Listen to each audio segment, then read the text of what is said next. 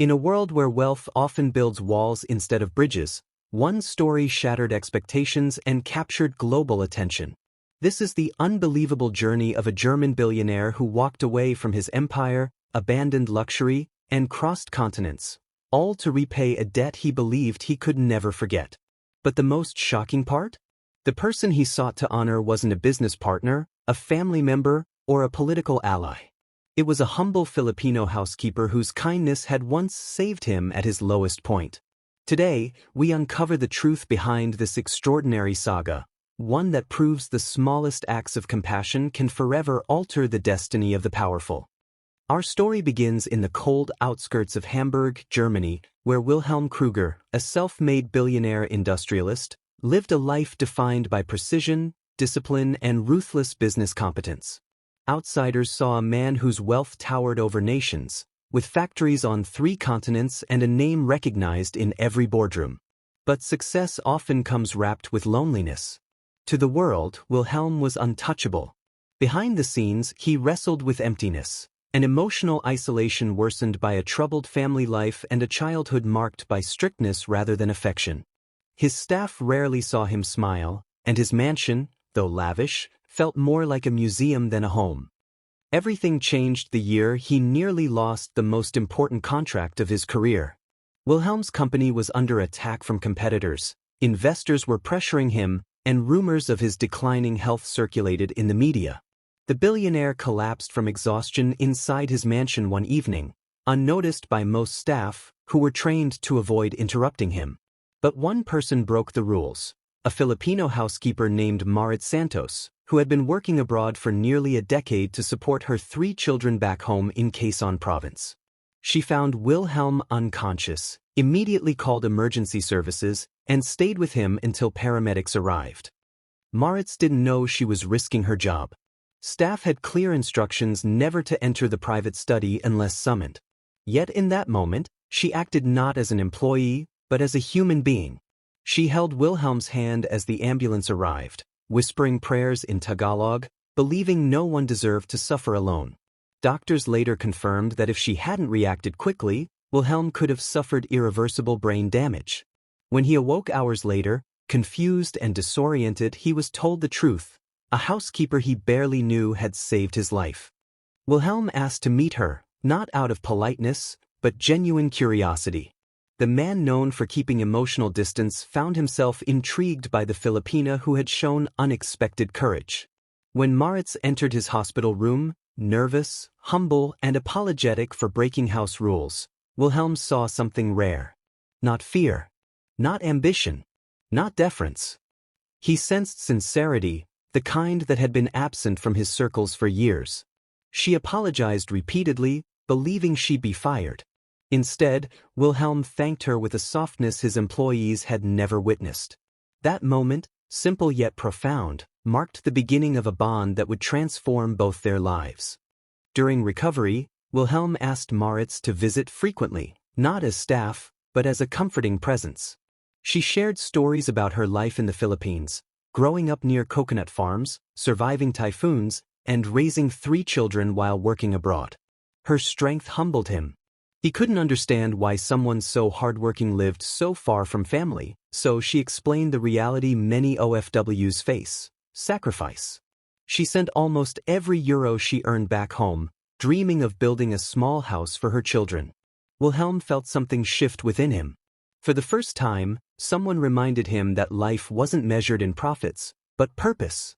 As weeks of recovery turned into months, the billionaire noticed the world differently. The boardroom arguments seemed trivial. The corporate pressure felt suffocating. And the mansion, once a symbol of accomplishment, felt colder than ever. What warmed him was Marites' humility. She never asked for special treatment despite saving his life. She never mentioned her struggles unless he asked. She remained respectful, dedicated, and grounded, qualities Wilhelm rarely saw in the people surrounding him. He began questioning everything he had built. Why did he chase wealth? What did success truly mean? And why did this humble Filipina understand life better than he ever had? Then came the turning point. One winter evening, Wilhelm overheard a conversation that broke him. Marites was crying quietly in the laundry area. Her son in the Philippines had been hospitalized after a motorcycle accident, and she couldn't send money quickly enough. Transfer delays, medical fees, and rising bills left her helpless. She begged the hospital to proceed with treatment while she arranged funds. Wilhelm felt a deep ache, one he had ignored most of his life. Without hesitation, he rushed to her side, listened to her fear, and assured her everything would be taken care of. He paid all expenses anonymously that night. The next morning, Marites learned the bills were settled, but the hospital refused to disclose the benefactor. She approached Wilhelm, tears in her eyes, asking if he knew anything about it. He simply told her, "Your son deserves a chance. No mother should worry alone." She broke down, thanking him repeatedly. But in truth, Wilhelm felt he owed her far more. Her kindness had revived his humanity. Saving her son was the smallest gesture compared to what she had given him, a clarity of purpose. And at that moment, Wilhelm made a decision he had never considered before. Wilhelm called an emergency meeting with his board. When the executives arrived, expecting financial updates, they were stunned by his announcement. He was stepping down as CEO and transferring a large portion of his shares to a charity he planned to establish in the Philippines. The room erupted with shock, objections, and panic. But Wilhelm remained firm. He told them wealth meant nothing if it wasn't used to uplift others. His mission, he declared, was no longer expanding business empires but helping people like Marites, individuals whose silent sacrifices kept families alive. The media exploded with headlines: "German billionaire abdicates leadership," "Kruger leaves empire behind," "Mystery behind sudden resignation." Journalists speculated health issues, political pressure, and secret scandals. But Wilhelm stayed silent. Only one person knew the truth. He told Marites he was leaving Germany permanently and would be traveling to the Philippines to create programs that supported overseas workers and their families. She was stunned, shocked that her life had influenced a billionaire so deeply. But Wilhelm assured her it wasn't pity. It was gratitude for showing him what truly mattered. Before leaving Germany, Wilhelm asked Marites for a favor. "Will you accompany me home to your country? I want to understand your world, your struggles, your resilience." Marites hesitated, worried about leaving her job. But Wilhelm promised her full support, a formal contract, and the assurance that her family's needs would be taken care of. She finally agreed, seeing it as a chance not just for herself, but for the thousands of Filipinos whose stories were often unheard. And so, the unlikely pair prepared for a journey that would soon captivate global audiences. Their arrival in Manila drew attention immediately. A billionaire traveling with a housekeeper? Rumors flew. But Wilhelm didn't care. He wanted to see the real Philippines, not the resorts tourists flocked to, but the humble communities where families worked tirelessly to survive. He visited markets, fishing villages, barangays hit by typhoons, and homes of OFW families. Everywhere he went, people welcomed him with warmth that humbled him. And every time he introduced Marites, he did so with pride. "This woman saved my life. You should know her more than me." As they traveled, Wilhelm noticed something remarkable. Marites was beloved by everyone they met. Children ran to her. Elders blessed her. Neighbors treated her as family. She wasn't defined by her job abroad. She was defined by her kindness, her resilience, her unwavering spirit. Wilhelm realized why she stood out in his life. She represented a culture where compassion wasn't a luxury but a way of living. It was the opposite of the corporate world he came from. The more he saw, the more he believed he had made the right decision leaving it behind. They eventually reached her hometown in Quezon Province. There, Wilhelm witnessed the harsh reality of rural life. Limited income, insufficient medical facilities, fragile homes easily destroyed by storms. But he also witnessed boundless community strength. Neighbors shared food even when they had little. Families took care of each other's children. Strangers were welcomed like old friends. Wilhelm was overwhelmed. He confessed to Marites that he had never felt this sense of belonging in Germany, not even among his own family. He found peace in a small barangay thousands of miles away from his mansion. Moved by what he experienced, Wilhelm made a bold announcement during a community gathering. Standing on a small makeshift stage beside Marites, he declared that he would build a foundation dedicated to helping Filipino families, especially children of OFWs. The crowd erupted in cheers and disbelief. No billionaire had ever spoken so personally to them. Wilhelm emphasized that the foundation would not be driven by charity alone but by empowerment, scholarships, livelihood programs, disaster relief support, and free medical missions. He vowed to return every year to oversee the projects himself. But the biggest shock came later that evening. In a heartfelt conversation beneath the coconut trees, Wilhelm told Marites he wanted to build her family a proper home, an act of appreciation for the life she saved. Marites was overwhelmed, insisting she didn't deserve such generosity. But Wilhelm insisted. "You gave me a reason to live again," he said. "Let me give your children a place they can call home." He personally inspected the land with local builders, ensuring the house would be strong enough to withstand typhoons. Construction began immediately. The community united to help, some offering labor for free, others bringing food for workers. Wilhelm joined them, mixing cement, carrying materials, and planting trees around the property. A billionaire doing manual labor shocked everyone, but he didn't mind. For the first time, he felt joy in something that wasn't measured in profits. Local media soon discovered the story, showing footage of Wilhelm covered in paint and surrounded by smiling villagers. It became a national sensation, the German billionaire who traded luxury for humanity. As the house neared completion, Wilhelm focused on establishing the OFW Foundation. He partnered with local NGOs, universities, and government agencies. The foundation funded school supplies for thousands of children, built community libraries, and provided emergency aid to families in crisis. Marites became the official program coordinator, managing projects with a balance of efficiency and heart. People admired her leadership, and Wilhelm often told everyone that the foundation was inspired by her courage. But the journey wasn't without challenges. Critics accused Wilhelm of seeking publicity. Business rivals speculated he was hiding assets. Some even claimed he was being manipulated. Yet Wilhelm ignored all noise. He understood that real change often attracts controversy. The communities he helped knew the truth. Marites knew the truth. And that was enough.